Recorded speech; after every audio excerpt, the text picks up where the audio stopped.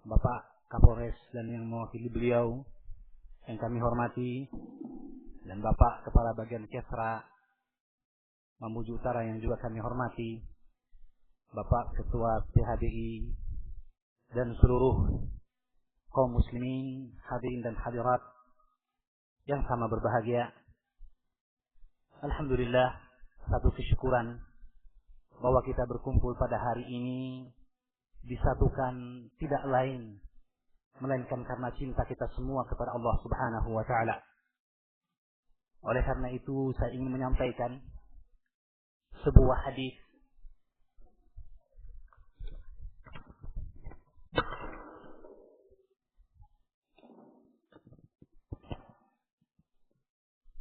yang disebutkan oleh Imam An-Nawawi, Yahya bin Sharaf An-Nawawi, dalam sebuah kitab yang agung, kitab Riyadhus Shalihin, yang boleh kita katakan kitab ini sebagai ensiklopedia akhlak seorang muslim,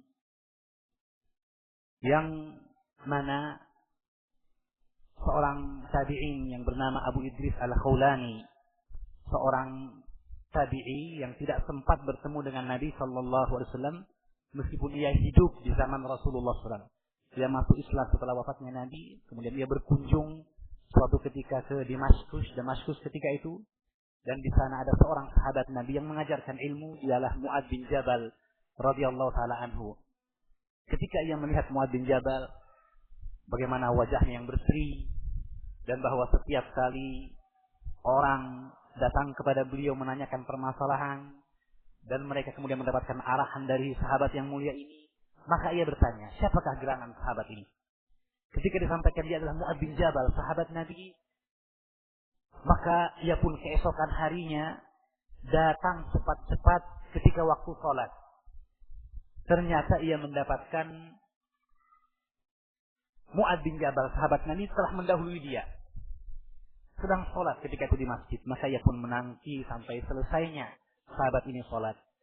Lalu ketika selesai, ia pun datang dari arah depan dan berkata, Assalamualaikum, inni uhibbukallah wa uhibbuka fillah. Sesungguhnya aku cinta kepadamu karena Allah. Yang menyampaikan kecintaannya kepada Mu'adz bin Jabal. Maka berkata Mu'adz bin Jabal, Allahi, demi Allah kamu cinta saya. Allahi, kata Abu Idris Al-Khawlani, Allahi, demi Allah saya cinta. Diulang ini oleh Mu'adz bin Jabal, dan diulang pula persaksian dari Abu Idris Al-Khawlani bahwa saya cinta kamu karena Allah. Maka ia pun memegang Abu Idris Al-Khawlani, menarik hadapannya, lalu berkata, Abshir, bergembiralah. Fa inni sami'tu Rasulullah SAW yaqul, karena aku telah mendengar Rasulullah SAW bersabda, Qala Allah Azza wa Jalla, Allah subhanahu wa ta'ala berfirman, wajabat mahabbati, sesungguhnya telah pasti kecintaanku, kata Allah, lil mutahabbina fiyya, bagi orang-orang yang saling cinta karena aku, kata Allah. Al mutajalisina fiyya, orang yang saling bermajlis juga karena aku, kata Allah. Al mutazawirina fiyya, orang yang saling berziarah di antara mereka semata karena Allah. Al mutabadzilina fiyya, dan orang yang saling memberikan kemanfaatan, memberikan kebaikan, senantiasa memudahkan di antara mereka juga karena Allah Subhanahu wa taala. Hadisnya, kata Imam An-Nawawi, hadis yang sahih diriwayatkan oleh Imam Malik dalam Muwatta'nya dengan sanad yang sahih. Hadis ini begitu indah. Hadis yang diriwayatkan oleh sahabat yang mulia, yang diutus oleh Nabi di masa hidup beliau ke negeri Yaman, dan negeri Yaman ketika itu kebanyakan mayoritasnya adalah negeri Nasrani, non-Muslim.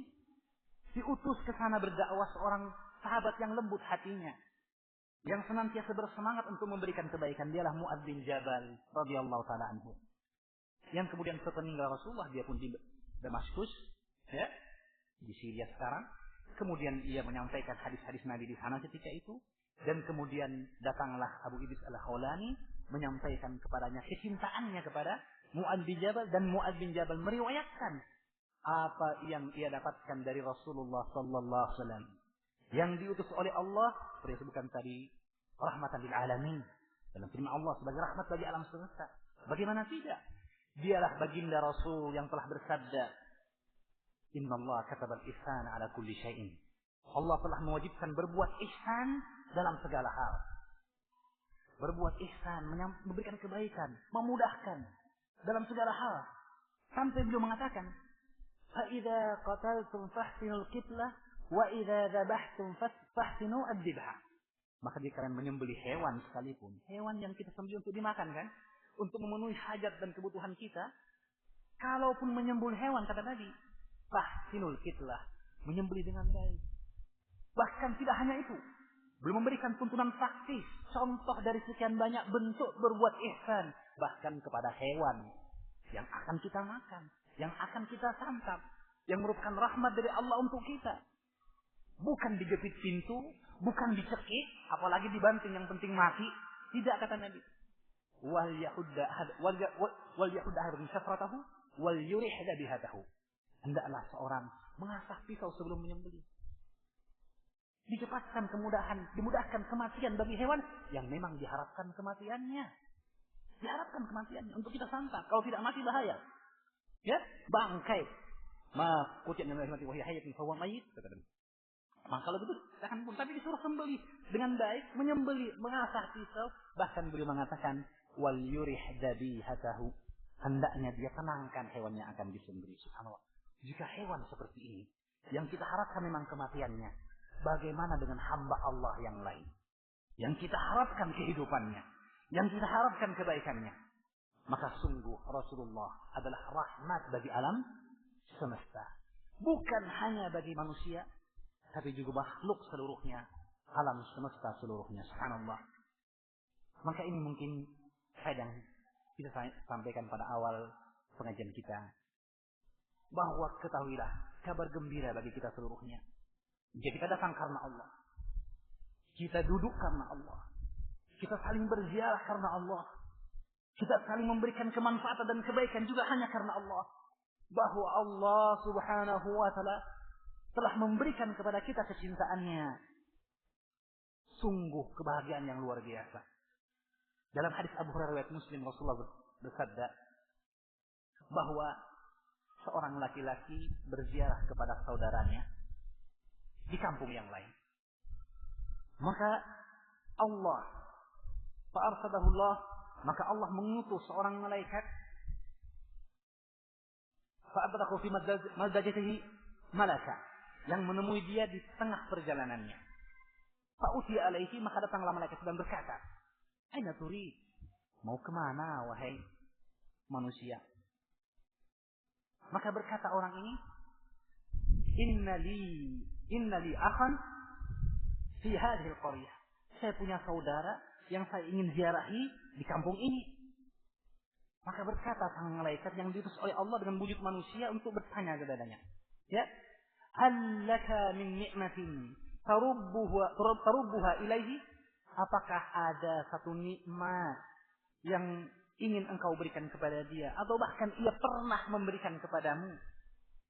Kadang kita berbuat dan berziarah kepada orang lain untuk membalas kebaikan, itu baik. Ya. Tapi adakah perkara itu memang? Adakah kebaikan sebelumnya engkau ingin balas? Kata dia, tidak. Innama ahbabtuhu lillah. Saya hanya cinta karena Allah. Tidak ada yang lain kecuali ikatan cinta karena Allah. Maka berkata sang malaikat, fa inni Rasulullah ilaik. Aku diutus oleh Allah kepadamu. Fa innallaha, bahwa sesungguhnya Allah SWT yuhibbuka bima ahbabtahu bihi. Allah cinta kepadamu dengan apa yang engkau cintai saudaramu itu. Subhanallah. Keutamaan yang luar biasa bagi orang yang sekali lagi saling cinta karena Allah, berziarah karena Allah, duduk bersama juga karena Allah, dan saling memberikan kebaikan dan kemanfaatan juga semata karena Allah Subhanahu wa taala. Dan kebetulan mungkin sedikit perkenalan, mungkin mohon maaf ini ilmu kami sedikit ya. Kami alhamdulillah sebutkan tadi pengajar di Pondok Pesantren Al Ihsan. Sebelumnya kami sebenarnya latar belakang basicnya juga umum, sempat kuliah, kemudian setelah Allah berikan hidayah untuk mempelajari agama lebih lanjut. Saya diberikan kesempatan untuk Pakistan selama 3 tahun. Alhamdulillah belajar di para ulama ahlu hadis di sana, di Jamiatul Ulum Al-Azhariyah di Jehlan, Pakistan. Kemudian pulang kami sempat mengajar di Jogja selama 5 tahun, kemudian di Makassar selama 5 tahun. Setelah itu kami di Goa sekarang kurang lebih 6 tahun. Ya, alhamdulillah diberikan izin oleh Allah dan rezeki untuk bisa berziarah juga di sebagian sesama muslim kita yang lain. Dan alhamdulillah kita dapatkan di antara tempat yang mendapat sambutan begitu baik adalah tempat di Mamuju Utara ini. Kita sangat bersyukur dan semoga Allah memberikan kebaikan kepada semua yang telah memudahkan daurah ini, khususnya kepada para pemerintah kita. Bahwa bagaimana kita dapatkan nasihat dan sambutan dari para pemimpin kita, dan kita tentunya mengetahui kewajiban muslim sebagaimana perintah Allah, atiullah wa atiur rasul amri minkum. Ya. Dan bahwa pemimpin ini ditunjuk oleh Allah Subhanahu wa taala untuk menyatukan dan mengurus urusan kita, dan tampak dari sambutan yang datang bagaimana perhatian dari para pemimpin kita kepada umat, kerisauan mereka. Oleh karena itu tidak ada kewajiban kami sebagai orang yang diberikan sedikit ilmu dari Allah Subhanahu wa taala kecuali untuk membantu bersama untuk saling ta'awun 'alal birri wat taqwa, tawasaw bil haqqi was sabri wal marhamah, saling bantu dalam kebaikan dan ketakwaan, saling memberikan nasihat atas kebenaran dan kesabaran, dan dengan penuh kasih sayang di antara kita karena apa yang telah menjadi kewajiban kita. Dan kabar gembira dari Allah Subhanahu wa taala dalam hadis riwayat Bukhari Muslim dari sahabat Abu Hurairah radhiyallahu taala anhu, Rasulullah bersabda, sab'atun yudhilluhumullahu fi yaumin la dhilla illa dhillahu. 7 golongan yang Allah akan berikan naungan di hari yang tidak ada naungan kecuali naungan darinya. Naungan di hari kiamat. Naungan ketika matahari didekatkan sejarak 1 mil. Sebagaimana mengatakan bahwa mil artinya adalah kayu yang dipakai untuk memakai celah. Begitu dekat. Kemudian orang berkeringat karenanya. Begitu dekat. Tidak ada yang bisa melindungi kita dari panasnya terik matahari. Sebelum datangnya azab Allah Subhanahu wa ta'ala. Kecuali Allah Subhanahu wa ta'ala. Ketika itu, Allah yang maha pemurah, yang maha rahmah, memberikan perlindungan kepada 7 golongan. Siapa mereka? Yang pertama kata Nabi, al-imamu al-adil. Pemimpin yang adil. Duhai. Begitu indahnya keadaan mereka. Yang adil, yang menginginkan kebaikan bagi masyarakat yang dipimpinnya, mencurahkan segenap perhatian yang sesuai untuk mereka, subhanallah, memegang mereka dengan lembut, mengarahkan mereka, subhanallah. Imam al-adil, itu yang pertama yang disebutkan oleh Nabi sallallahu alaihi wasallam. Semoga Allah memberikan kepada kita pemimpin-pemimpin yang adil dan pendamping yang baik bagi para pemimpin kita. Kita mendapatkan seperti apa yang disebutkan dari sambutan tadi, rahmat dan kasih sayang kepada umat, dan rahmat untuk mengarahkan masyarakat kepada keamanan, kedamaian, ketentraman di bawah rahmat Allah Subhanahu wa taala, subhanallah. Ya. Dan betul seperti yang disebutkan oleh Bapak Bupati bahwa sesungguhnya kalau kita mau kembali kepada Islam, kita akan dapatkan kesempurnaan dan keindahan Islam. Kalau kita mencoba untuk menggali Islam lebih dalam, maka kita akan dapatkan begitu banyak bentuk-bentuk kebaikan dalam Islam itu yang membuat kita pun semakin cinta kepada Islam. Maka hendaknya kita perhatikan. Rasulullah menyebutkan dalam bentuk yang pertama al-imam al-adil, imam yang adil.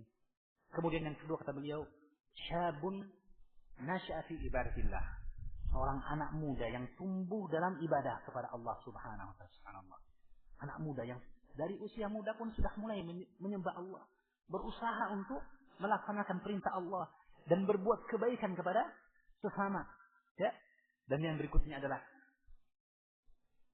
rajulun qalbuhu mu'alliqun bil masajid. Seorang yang hatinya tergantung selalu cinta kepada masjid. Setiap keluar dia ingin kembali lagi. Jika ia meninggalkan masjid, dia bertanya kapan aku kembali. Tentunya untuk menegakkan ibadah kepada Allah, mengagungkan namanya, dan mencari kemanfaatan dengan ilmu yang ditebarkan di masjid-masjid. Fi buyutin adinallahu an turfa wa yuzkara fiha ismuh yusabbihu fiha bil ghudwi wal asal. Itulah rumah-rumah Allah yang disebut rumah Allah karena dia rumah yang diagungkan Allah di dalamnya. Ya. Dan kemudian disebutkan dalam lanjutan hadis itu adalah rajulani tahabbatillah, dua orang yang saling cinta karena Allah. Isama alaihi wa farqa alaihi. Berkumpul juga karena Allah, berpisah pun juga karena Allah, semata-mata karena Allah. Ya, maka mungkin akhir dari apa yang bisa kami sampaikan dari bentuk pembukaan di sini, mudah-mudahan semakin menambah semangat kita. Ya, apa yang disebutkan dalam Sahih Muslim, ya, bahwasanya Rasulullah sallallahu alaihi wasallam telah bersabda, al-muhabbina fillah ana manabir min nur. Orang-orang yang saling cinta karena Allah SWT di akhirat nanti dia di atas mimbar-mimbar dari cahaya.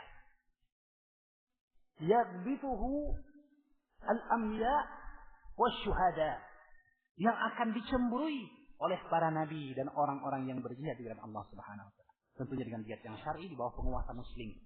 Ya. Maka kita dapatkan bagaimana keutamaan, kemuliaan orang yang saling cinta karena Allah, sampai dapatkan kemuliaan dan keutamaan dicemburui oleh para nabi. Subhanallah.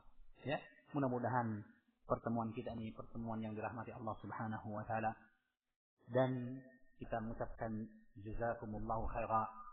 Sekali lagi semoga Allah membalas kebaikan yang ada dengan balasan yang berlipat ganda. Kemuliaan di dunia insyaallah dan kemuliaan di akhirat kepada setiap yang telah memudahkan acara ini. Ya. Dan mudah-mudahan Allah Subhanahu wa taala memberikan kepada kita ilmu yang bermanfaat dan amal yang saleh dan keridhaan dan kecintaan dari sisinya yang tidaklah kita harapkan kecuali ridha Allah Subhanahu wa taala. Amin ya rabbal alamin. Saya kira ini yang bisa saya sampaikan.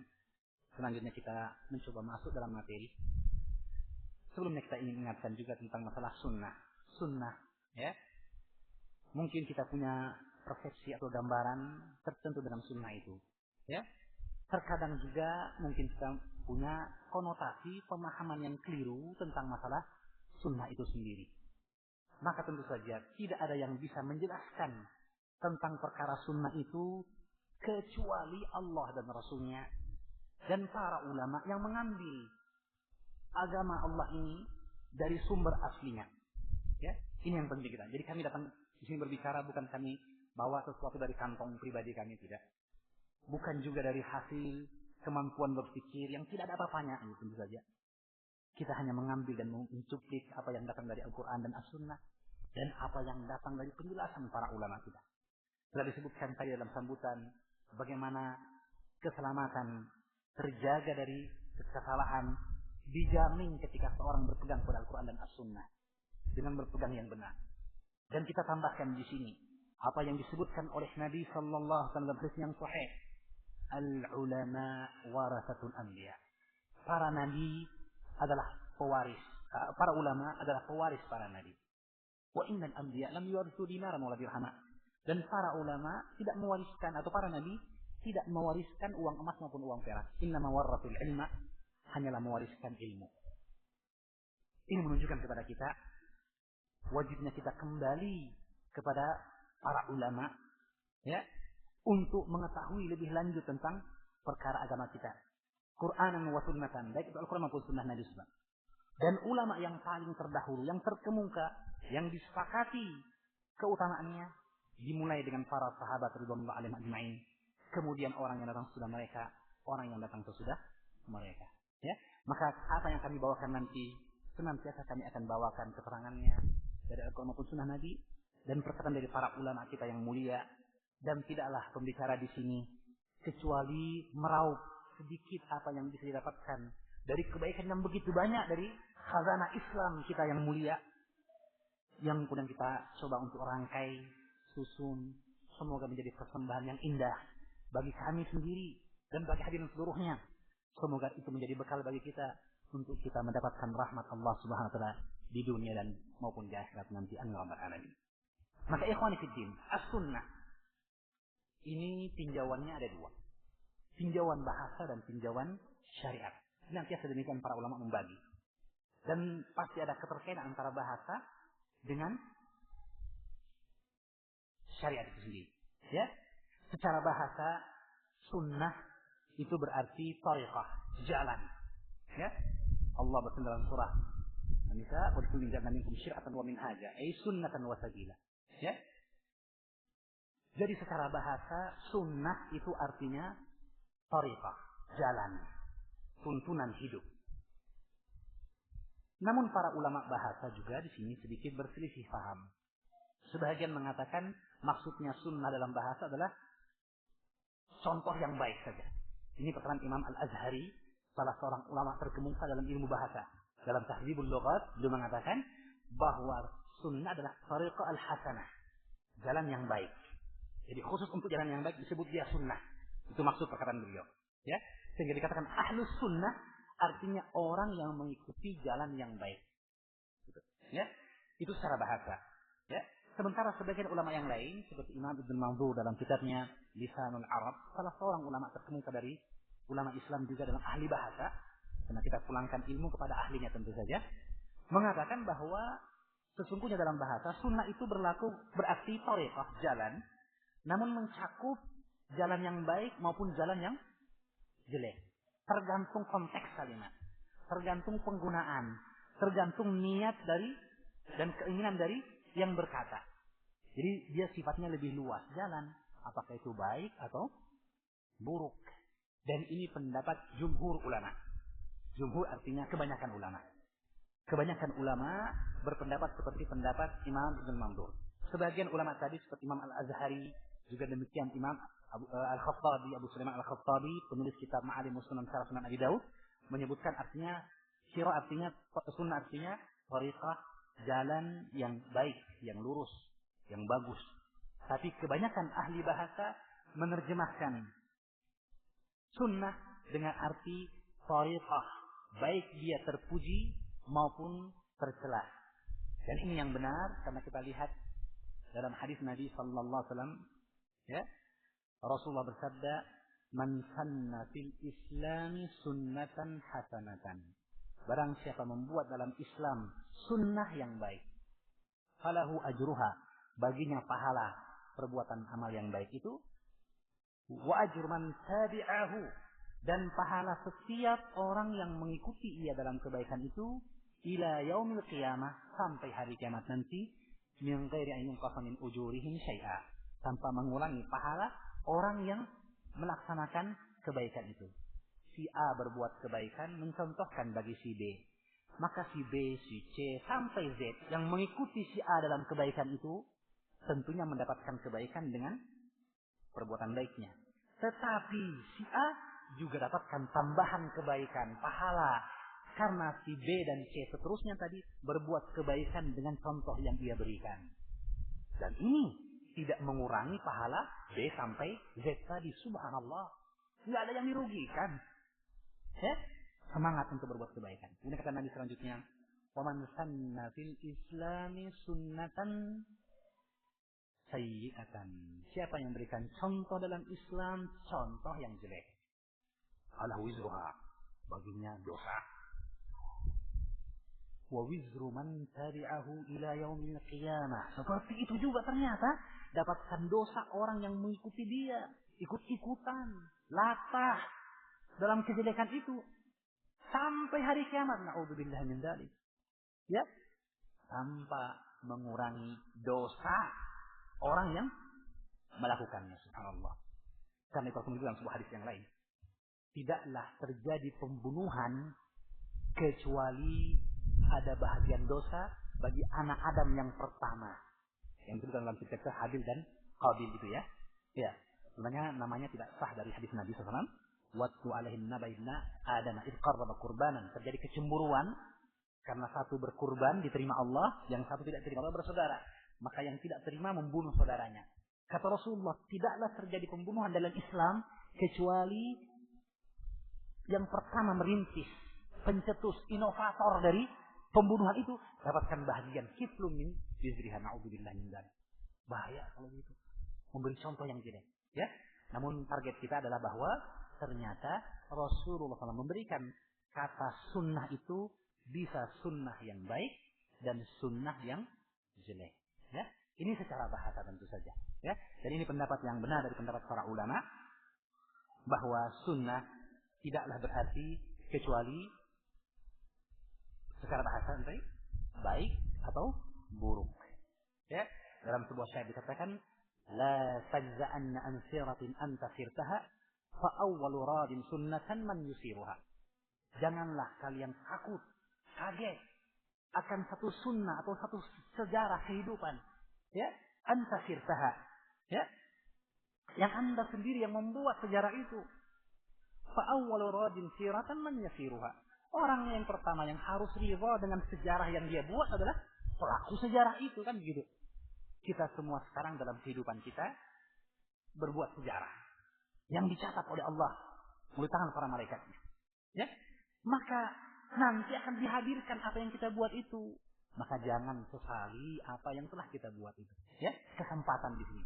Dalam beberapa muhadarah yang terlalu kita sebutkan ya, bagaimana Rasul bersabda, sebaik-baik manusia yang panjang umurnya dan baik amalannya.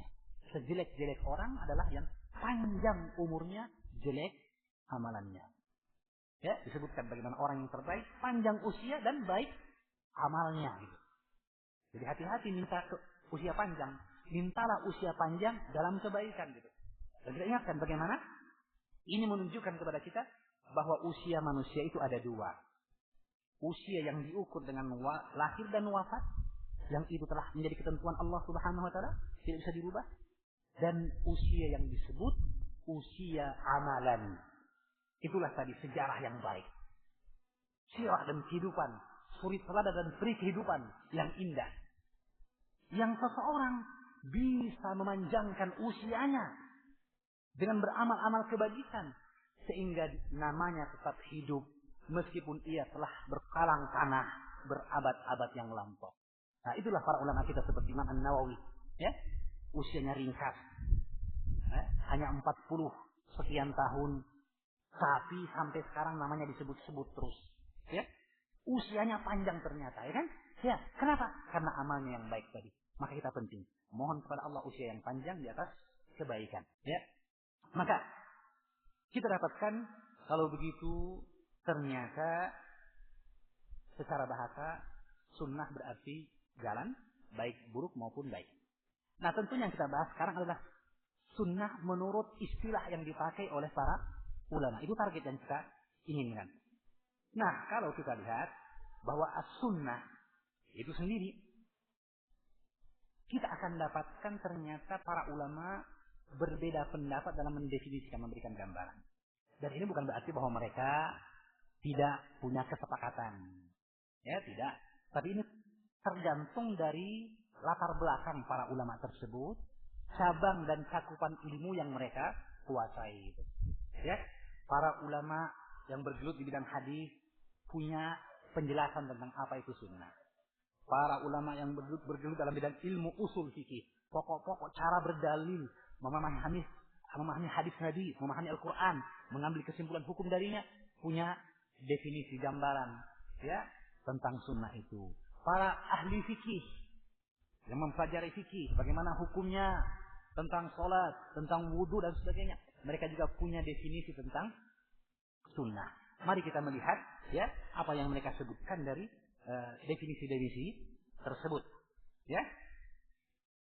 Bahwa sebelumnya sunnah dalam istilah para ulama diinginkan dengannya apa yang diperintahkan oleh Allah, oleh Rasulnya Sallallahu Alaihi Wasallam, dan apa yang dilarang oleh Nabi Sallallahu Alaihi Wasallam, serta apa yang beliau dakwahkan, ya, dari ucapan maupun perbuatan. Itulah hakikat dari sunnah, ya, dari kesimpulan semua perkataan para ulama yang memberikan gambaran tentang sunnah. Jadi sunnah adalah peri hidup Nabi Sallallahu Alaihi Wasallam. Apa yang beliau perintahkan dan apa yang beliau larang, apa yang beliau ajak dalam bentuk perkataan maupun perbuatan. Karena Rasulullah tidak hanya mencukupkan dengan penjelasan. Suatu ketika beliau pernah sholat berjamaah, beliau naik ke atas mimbar. Setelah takbiratul ihram Allahu Akbar, naik ke mimbar. Begitu terus ruku, bangkit dari ruku, setelah akan sujud beliau mundur dari mimbar dan sujud di bawah mimbar. Setelah itu naik berdiri rakaat kedua, naik lagi ke atas mimbar salat. Beliau ingin mencontohkan tata cara salat. Setelah salat beliau mengatakan, "Innama fa'altu dzalika lita'tammu bi wa lita'lamu salati." Aku lakukan itu agar kalian mencontoh aku dan mengikuti salatku gitu ya. Jadi contoh perbuatan praktis yang ditunjukkan oleh Nabi itu semua bagian dari sunnah sesungguhnya ya. Berkata salah seorang ulama mazhab Syafi'i yang terkemuka, Imam Abdul Hasan Muhammad bin Abdul Malik Al-Farhi, "Fa'lam, ketahuilah, anna sunnata, sesungguhnya sunnah itu tariqatu Rasulillah sallallahu alaihi wasallam. Jalan-jalan hidup Nabi sallallahu alaihi wasallam. Wat tasannunu bisulukiha, dan bercontoh dengan akhlak dan budi pekerti Nabi sallallahu alaihi wasallam. Wa hiya aqsamun thalathatun, yang dia ada 3 jenis, aqwalun wa a'malun wa aqaidu. Perkataan, perbuatan dan keyakinan. Jadi ternyata sunnah itu luas.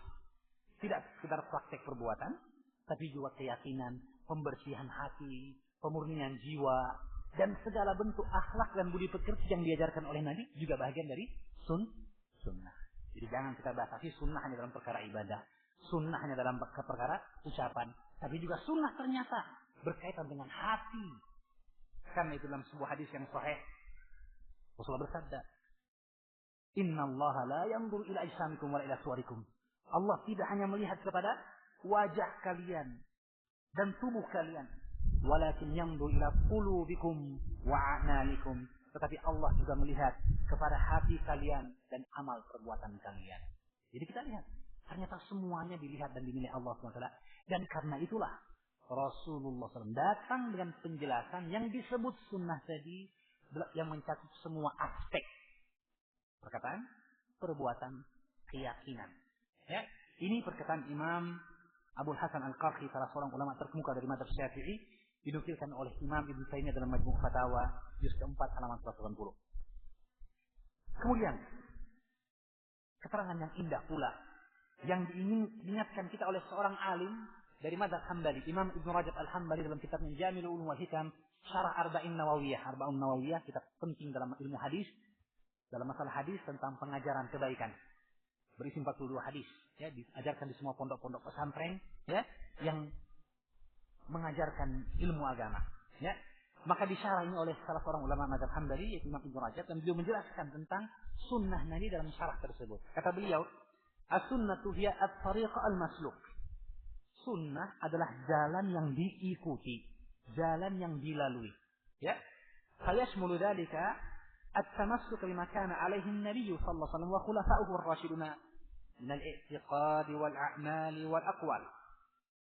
Wa hadhihi hiya sunnatul kamilah.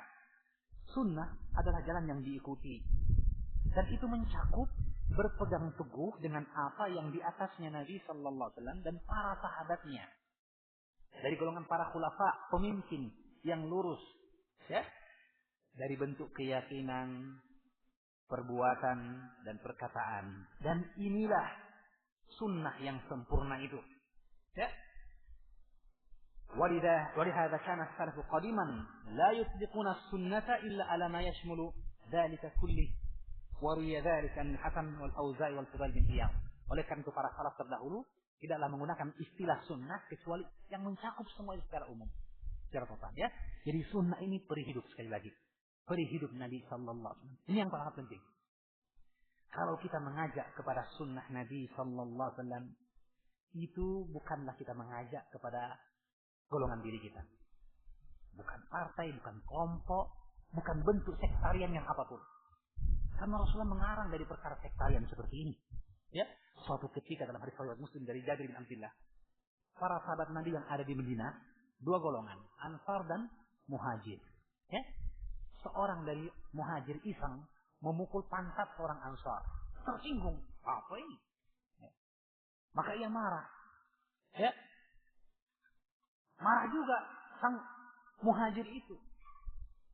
Lalu kemudian mereka berselisih, bertengkar, dan ketika itulah mereka saling menyeru dengan kelompok mereka. Berkata orang Ansar, ya lal Ansar, wahai orang Ansar, bantu saya, bantu.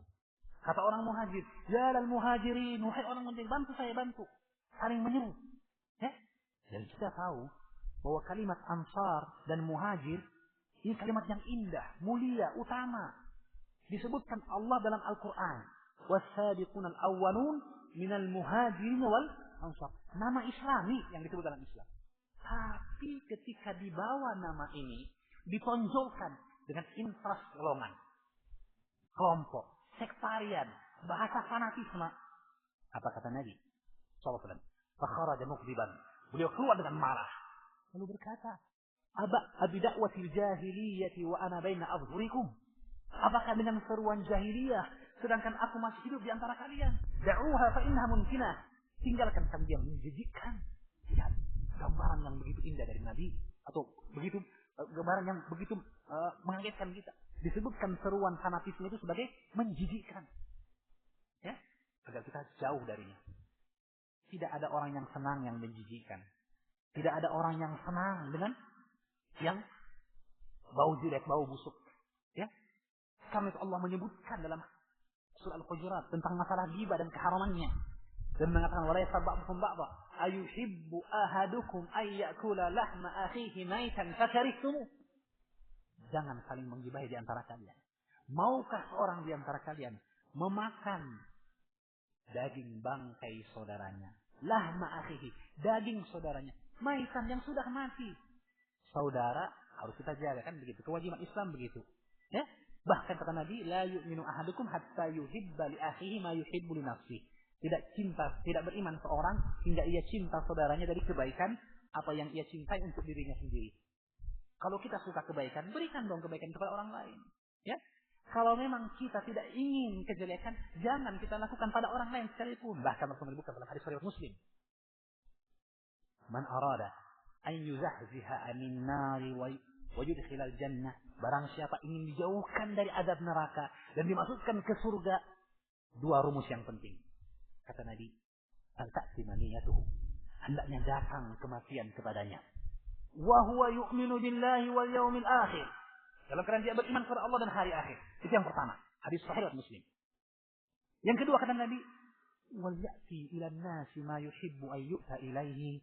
Hendaknya ia pergauli manusia apa yang ia suka untuk dipergauli. Tetangganya, sahabatnya, bahkan orang yang berada di tempat yang lain dari manusia, itu adalah dari dia sendiri. Sama dengan dia. Nenek moyang kita satu, Nabiullah Adam alaihissalam. Hanya kulit yang berbeda mungkin. Itu saja. Bahasa yang berbeda. Tapi kita satu.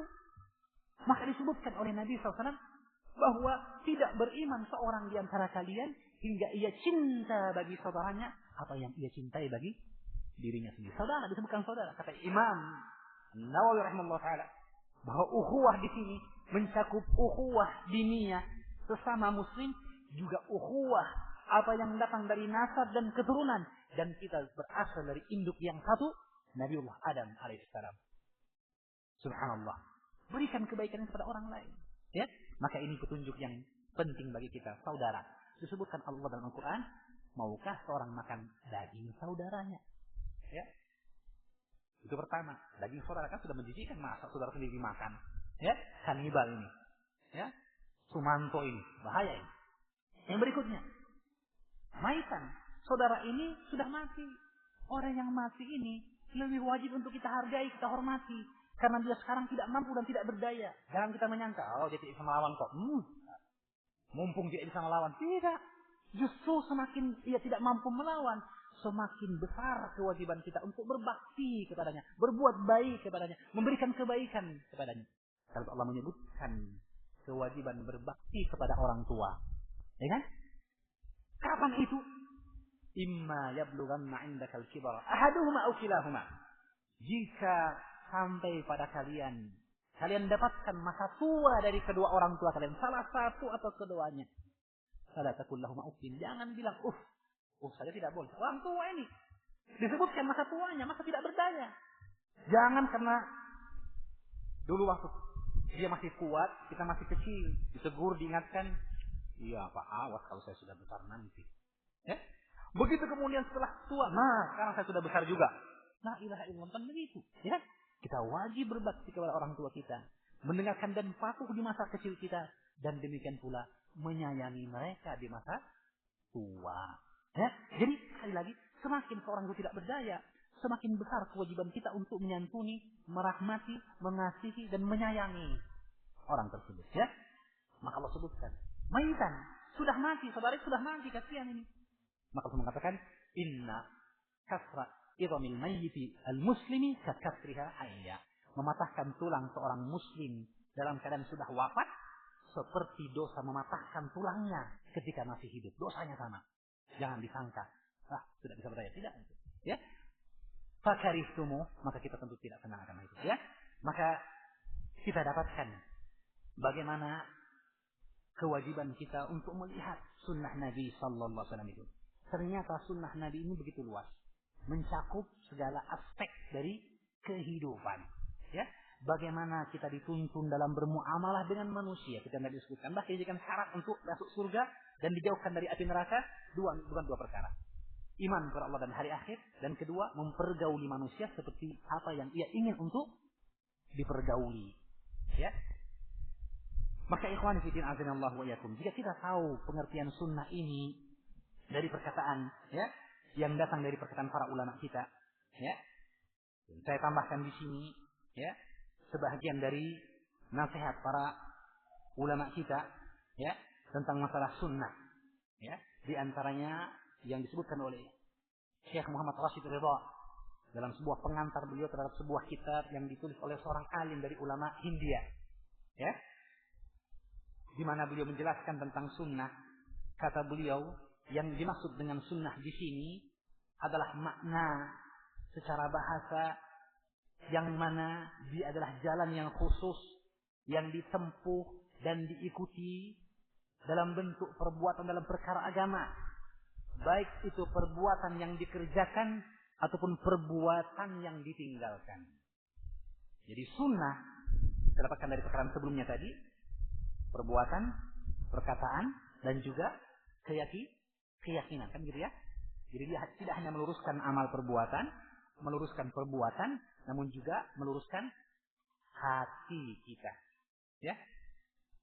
Nah, kita tambahkan dari perkataan seorang alim ini, yaitu Syekh Muhammad Rashid Ridha, ternyata juga sunnah itu termasuk jalan yang diikuti dari perbuatan yang sifatnya fi'lan autarkan, perbuatan yang dikerjakan dan perbuatan yang ditinggalkan. Ada yang disebut dengan istilah oleh para ulama kita sunan at-tarkiyah.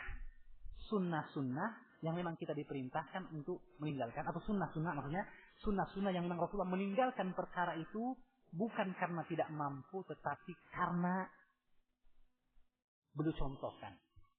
Saya sebutkan di sini misalnya hadis Sahih Bukhari dari Ummul Mukminin Aisyah radhiyallahu taala anha.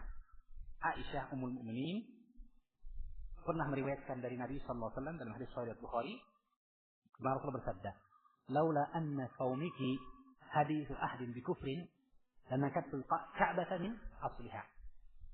Berkata Rasulullah suatu ketika, "Wahai Aisyah, seandainya kaummu itu orang-orang Quraisy bukanlah orang yang baru mengenal Islam, baru meninggalkan kesyirikan, saya akan bongkar Ka'bah dari pondasinya.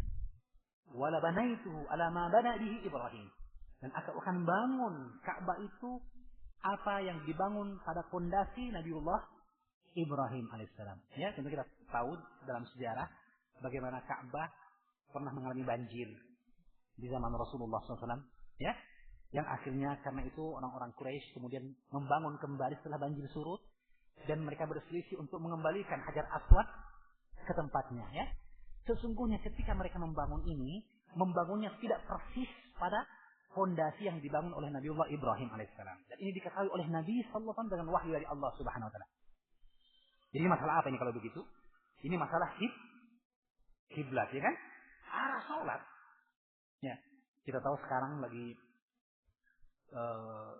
hangat wacananya, sebenarnya sudah beberapa waktu yang lalu, wacana tentang perubahan kiblat. Mungkin kita pernah dengar ya. fatwa dari majelis ulama tentang berubahnya kiblat dari arah sekian ke arah sekian ketika matahari tepat di atas Ka'bah pada bulan Juli tahun lalu gitu. Ya, itu ada. Yang akhirnya kemudian qaddarallahu ma syaa fa'ala, terjadi keributan di kalangan kaum muslimin, sebagian kaum muslim. Karena sebagian mengatakan kiblat ini sudah benar ini, ya. Dari nenek moyang kita seperti ini sudah, ya. Sudah tidak itu ikuti yang aturan begini-begini dan seterusnya, ya kan? Akhirnya terjadi persekusi di mana-mana. Makanya sebenarnya tidak sepantasnya terjadi, ya. Karena telah ada tuntunan Nabi SAW dalam perkara ini, ya. Dan telah disebutkan oleh para fuqaha terdahulu tentang permasalahan ini sebenarnya, ya. Dalam sebuah hadis yang sahih Rasulullah dari Bukhari Muslim dari sahabat Abu Ayyub Al-Ansari, beliau bersabda, "La tastaqbilul qiblata bi baulin wala gha'itin wala tastadbiruha." Janganlah kalian wahai kaum muslimin menghadap ke arah kiblat ketika buang air besar maupun buang air kecil, dan tidak boleh pula membelakanginya, kan, menghormati kiblat, ya. Walakin syarriqu aw gharribu, tapi menghadaplah kalian ke timur atau ke barat. Ini beliau ucapkan dalam konteks di Madinah, dan di Madinah arah kiblat itu ke arah selatan, gitu. Ya. Dan sebelumnya mereka di awal hijrah menghadap ke Baitul Maqdis, ke utara.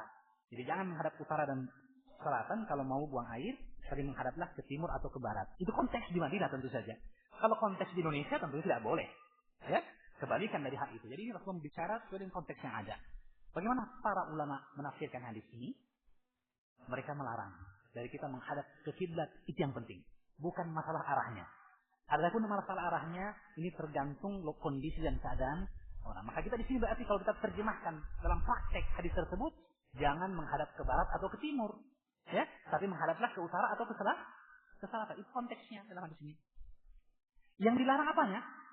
Bukan menghadap ke bentuk Ka'bahnya itu, tapi arahnya, jihad dalam bahasa Arabnya.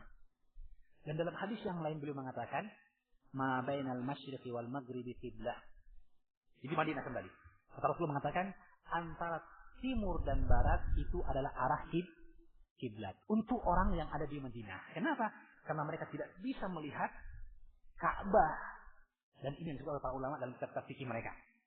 Bahwa orang yang sholat, ketika dia berada di hadapan Ka'bah, maka dan dia melihat Ka'bah, maka dia harus sholat kalau menghadap ke kiblat adalah dengan menghadap ke Ka'bah itu sendiri. Maka kita lihat Ka'bah sebagai pusat, dan kaum muslimin, para haji, ya, dan mu'tamirin, semua sholat menghadap ke Ka'bah. Ini ketika menyaksikan. Ketika tidak menyaksikan, maka mereka mengatakan sesuai konteks hadis Nabi SAW tadi, cukup menghadap ke arah. Jadi para ulama kita yang terdahulu, para nenek moyang kita, orang-orang tua kita, ketika mengarahkan arah masjid, mereka tidak salah. Mereka benar. Ya, arah ke barat, sudah cukup itu. Ya, kita tidak diperintahkan, diberikan beban untuk menghadap langsung ke titik Ka'bah itu, kan itu susah. Bukan berarti dilarang mempelajari ilmu astronomi, bukan begitu. Tapi kan tidak semua orang punya kemampuan seperti itu. Kalaupun ada tim yang dibentuk, apakah tim ini siap 1x24 jam untuk kita hubungi? Saya kebetulan sedang berziarah dengan saudara-saudara muslim yang ada di Mamuju Utara. Menginap di sebuah penginapan, saya mau sholat sunnah di lapangan itu, apa saya hubungi dulu tim tersebut? Pak, kalau saya di penginapan ini arah kiblatnya kira-kira prosesnya ke arah mana? Kan tidak mungkin. Ini memberatkan umat.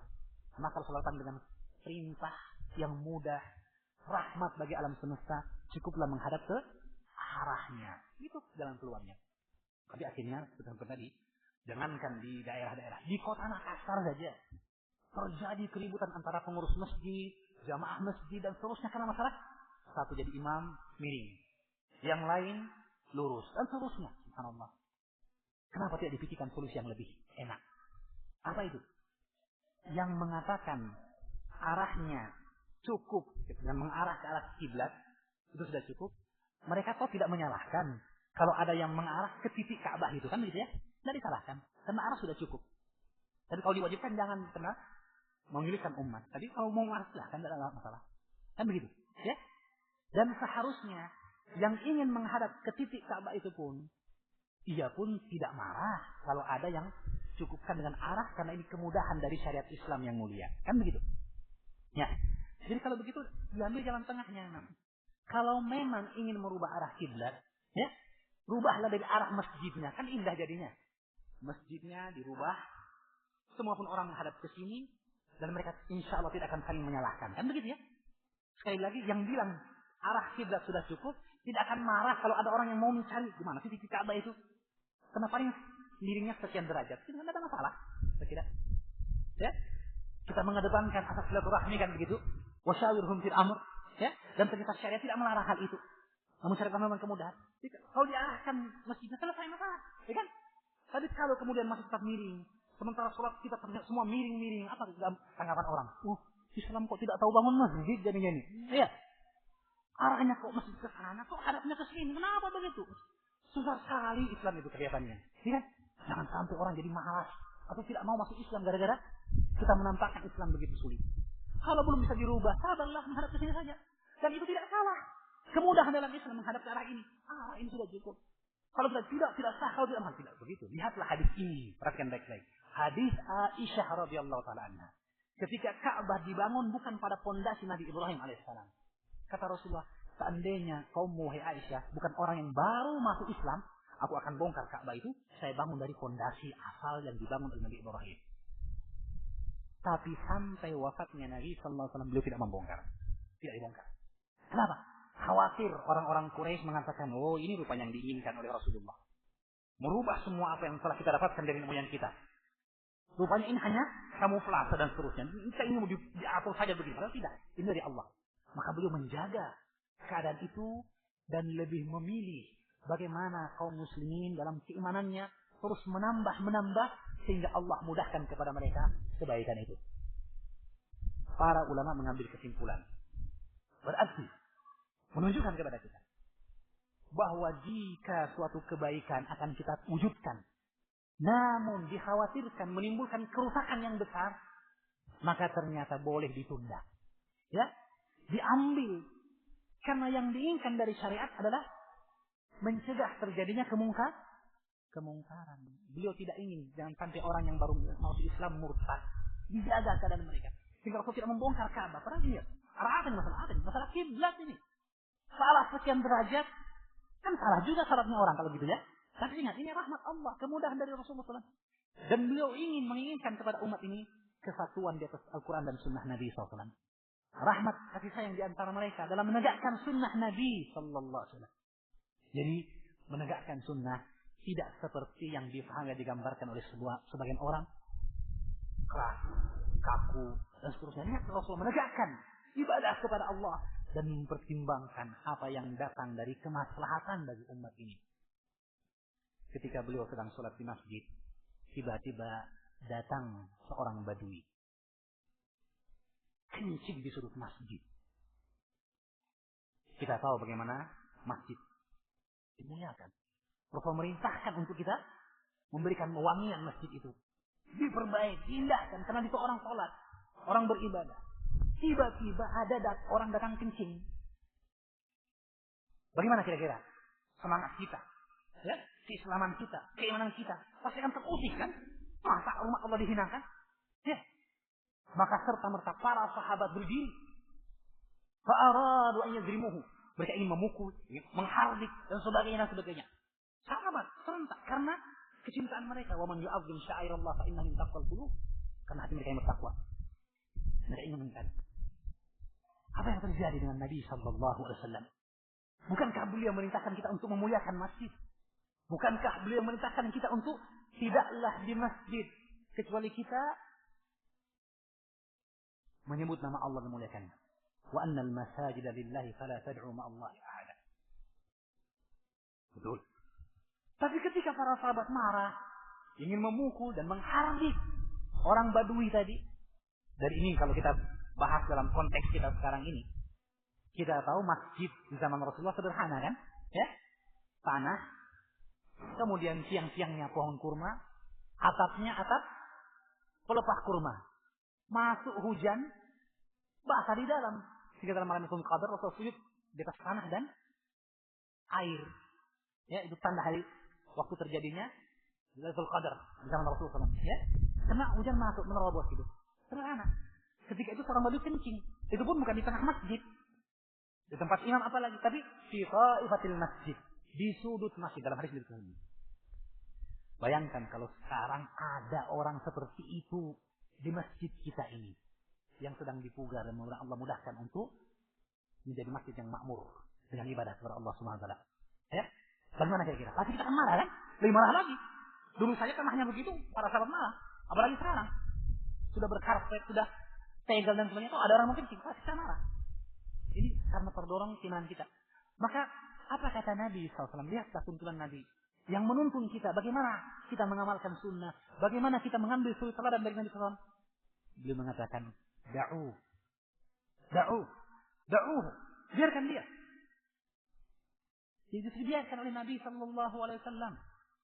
Kencing. Setelah itu, falamma qada hajatah. Setelah itu naikkan hajatnya. Rasul mengatakan, ya, ambillah dalwan mimma, setimba air, wahriqu alaihi, siramkan di kencingnya. Bukan yang kencing disuruh bersihkan, bukan. Kamu yang buang air, kau bersihkan dong. Apa ini? Ya, tidak. Ayo tolong bersihkan. Tolong. Ya, tidak ada juga yang marah-marah, yang lain yang disuruh itu. Kok saya yang disuruh? Ya, karena mereka ingat hadis Rasulullah.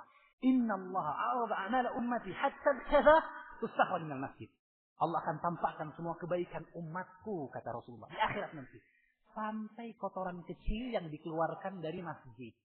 Kotoran kecil dari masjid ditampakkan sebagai kebaikan luar biasa. Tidak ada kebaikan yang hilang percuma di sisi Allah. Wa man ya'mal mithqala dzarratin khairan yarahu. Ya. Maka kemudian Rasulullah memerintahkan orang lain untuk menyiram. Lalu beliau memanggil sang badui tadi. Lalu berkata, Inna hadhihi shalah lam tubna lihada. Inna hadhihi masajid lam tubna lihada. Masjid ini bukan dibangun untuk perkara itu. Dia dibangun untuk qiraat Al-Quran, zikir, dan tasbih. Ya? Syahidnya di sini bahwa kita lihat bagaimana santunnya Nabi SAW, rahmatnya beliau ketika melihat kemungkaran yang besar di rumah Allah Subhanahu wa taala. Orang kencing buang air bukan pada tempatnya, tapi terlahir karena kejahilan badui, orang pedalaman yang mereka hidupnya nomaden, pindah-pindah, ya. Tidak terbiasa dengan kehidupan yang teratur dan sebagainya. Mereka melihat semua tempat kan biasa untuk buang air. Ya, apalagi sana ada sudut-sudut sedikit itu. Tinggal angkat kaki sedikit gitu, ya. A'udzubillah min dzalik, ya. Ya. Maka kemudian ia pun buang air. Maka kamu lihat ini orang jahil kasihan, perlu diajari. Maka ketika sahabat marah, beliau malah larang. Dan ternyata para ulama tidak hanya mengambil faedah itu. Al-Hafidz Ibnu Hajar dalam Fathul Bari, Syarah Sahih Bukhari menyebutkan di antara faedah hadis ini bagaimana Rasulullah SAW membiarkan sang badui terus menyelesaikan hajatnya. Ya, kenapa? Kenapa tidak dilarang saja? Berhenti. Ya? Kenapa kata beliau? Karena apa yang mungkin timbul ketika jadi ingatkan, digertak, disuruh berhenti. Ya? Dari bentuk sakit yang dialami, menahan kencing. Ya kan? Atau kalau tidak kaget, ya balik. Apa? Ya? Harusnya tadi ia ketika akan buang air sudah membidik satu sasaran, ya. Ketika dipanggil, kaget dan seterusnya, sasaran akan membabi buta. Mohon maaf ini, ya. Ini gambaran saja, ilustrasi, ya begitu ya. Yang akhirnya kemungkarannya jauh lebih besar. Lihatlah. Rasul mengingatkan akan perkara ini. Kata beliau, jangan biarkan. Terus kencingnya biarkan. Terus, karena dia jahil, perlu diajari, diingatkan, diluruskan dengan baik. Subhanallah. Ini menunjukkan kepada kita bahwa ternyata sunnah itu begitu indah. Sunnah itu begitu penuh dengan rahmat. Dan tidaklah datang syariat kecuali untuk kebaikan kita. Kan dalam sebuah hadis yang sahih, ya. Abu Bakar As-Siddiq dan Umar bin Khattab radhiyallahu taala anhuma datang berziarah ke rumah Ummu Haram, salah seorang dari kaum wanita yang di masa hidup Nabi SAW diziarahi oleh Nabi, dijenguk. Jadi ini kita dapatkan apa? Orang bilang turdes, ya, turun ke desa. Pemimpin ternyata tetap untuk melihat kepada masyarakatnya, subhanallah.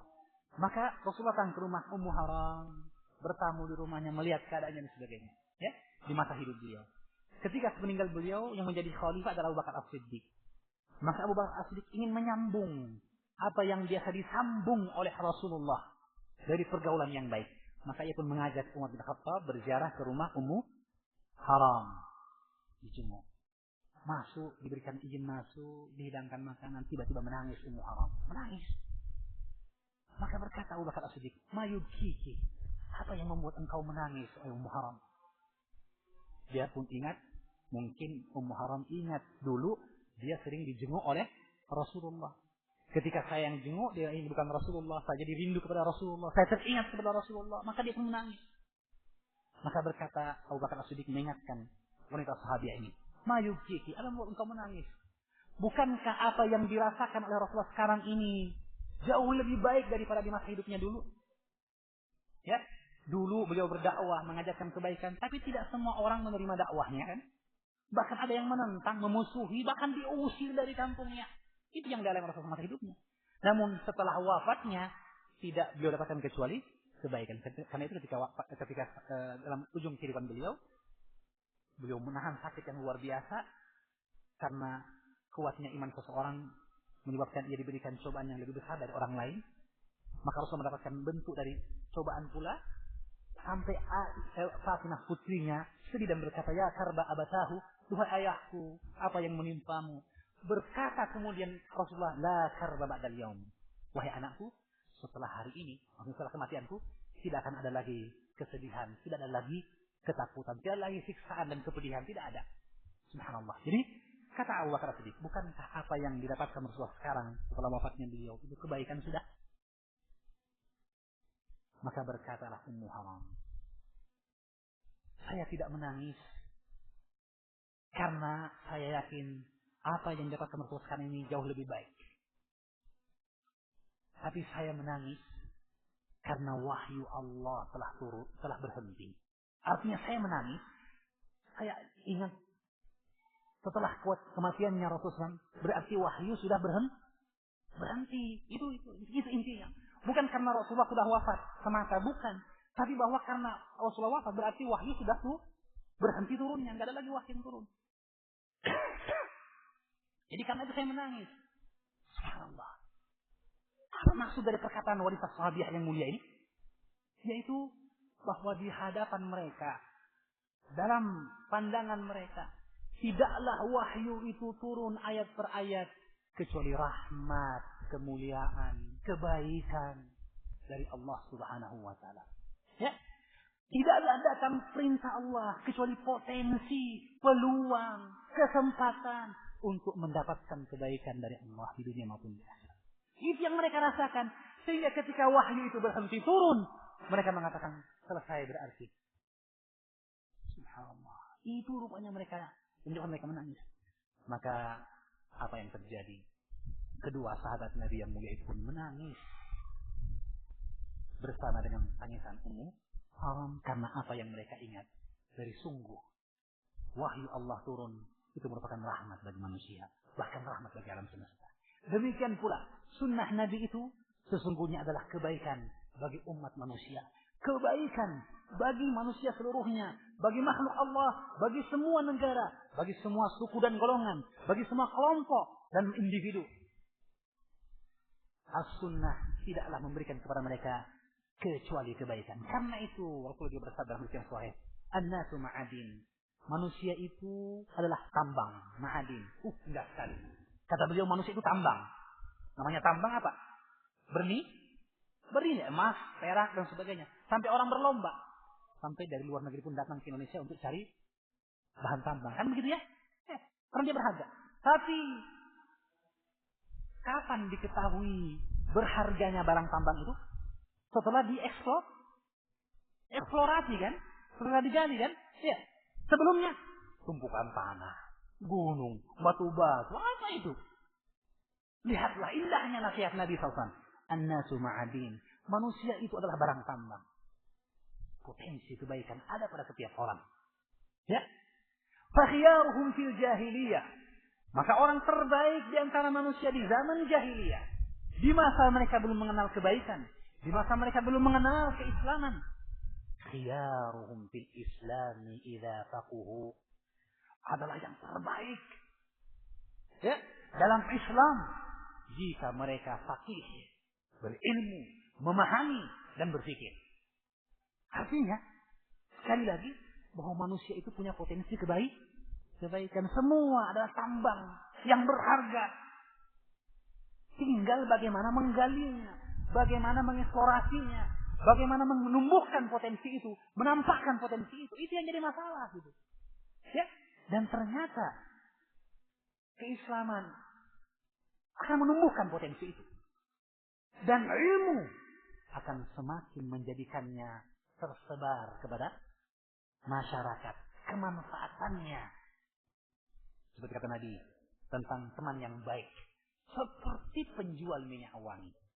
Kalau kita tidak diberi hadiah minyak wangi, karena tetangga dia teman hadiah, tahabu, saling hadiah dapatkan kecintaan kan gitu ya.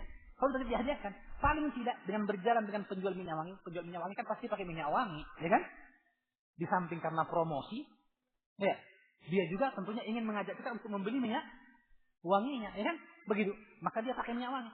Kalau kita berjalan sama penjual minyak wangi, mungkin kita tidak dapat hadiah minyak wanginya. Cuma karena kita jalan bersama orang yang pakai minyak wangi, kita pun disangka bau wangi. Ya, minimal itu lumayan subhanallah, ya kan? Ternyata berteman dengan orang yang baik, dapatkan kebaikan. Ya. Maka begitulah an-nasu ma'adin.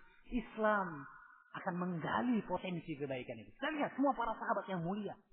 Ya kan? Mereka orang yang jahat.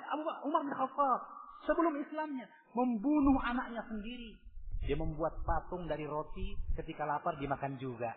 Setelah Islam dia menangis dan tertawa karenanya. Ya kan? Tapi karena keindahan hatinya, kesucian dan keluruhan jiwanya. Dan tentu saja yang pertama adalah hidayah dari Allah Subhanahu wa taala. Allah masukkan dalam Islam, dan sesungguhnya kata para sahabat, senantiasa kita dalam kemuliaan dengan keislaman Umar bin Khattab radhiyallahu taala. Jadi potensi kebaikan ada pada setiap orang. Bagaimana kita menggali potensi itu dengan Islam? Bagaimana kita menjadikan potensi semakin meluas, semakin tersebar dengan ilmu dan amal yang soleh. Ya, maka ikhwan fillah azanallahu wa iyyakum. Mungkin ini yang bisa kami sampaikan dalam pertemuan kita pada sesi yang pertama.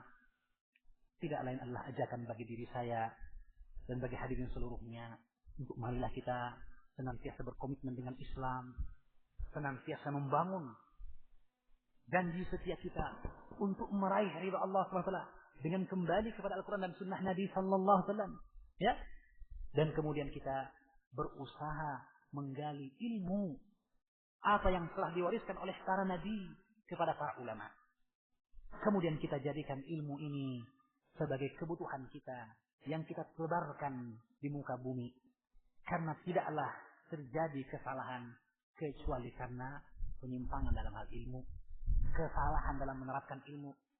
Sebagaimana kita diperintahkan untuk menegakkan sunnah, kita pun diperintahkan untuk menerapkan sunnah dalam menegakkan sunnah itu. Dan kita hendaknya mencintai sunnah dan mencintai orang-orang yang menegakkan sunnah dan saling ta'awun 'alal birri wat taqwa, saling membantu dalam kebaikan dan ketakwaan, saling menasihati dalam kebenaran dan kesabaran, dan karena cinta dan kasih sayang untuk kita bersama-sama meraih ridha Allah SWT, rahmat dan ampunannya, dan kebahagiaan di dunia maupun kebaikan di akhirat nanti. Allah SWT telah mengingatkan kita untuk senantiasa berdoa kepada Allah dengan doa yang kemudian dicontohkan oleh Nabi Sallallahu Alaihi Wasallam dalam hadis Anas bin Malik Sahih Bukhari Muslim, dengan doa yang penting, doa yang disebut sebagai doa sapu jagat, doa kebaikan dunia akhirat, yang dengannya kita menutup pertemuan kita pada sesi yang pertama ini.